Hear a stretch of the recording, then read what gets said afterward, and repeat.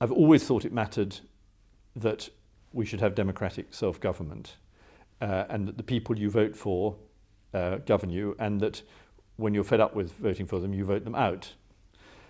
In the EU, there's no such thing as a leader of the opposition. There's no opposition. There's permanent government by a governing class. And that's wrong. As the day approaches, I feel more strongly, partly because I have a sense that the voters are being bullied. I mean, if we want the proof that there is a sort of global elite which is telling us what to do, we've been given it in this campaign. I mean, every famous person in every other country in the world has been telling us how to vote. And every great big organisation which does well out of the system is telling us how to vote.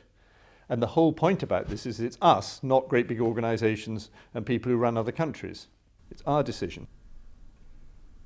When people say that they're thinking of, they can't quite decide, but they're thinking that they might vote Remain, I tend to raise the point of, won't you feel remorse?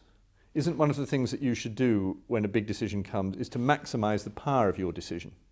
If you vote Remain, you will sink without trace between the weight of Obama and Jean-Claude Juncker and Hillary Clinton and the IMF and the World Bank and all the rest of them. And they will go on as before. They will be vindicated in their fundamental complacency about the running of the Western world.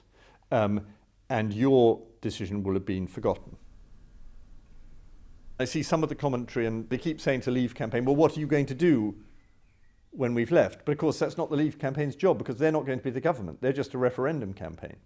So there's a lot of uncertainties, not, I think, fundamentally about the future of this country, which I think is secure outside the EU, but about literally what happens next. And the truth is I just don't know. It worries me a bit, but it doesn't worry me nearly enough to make me change my mind.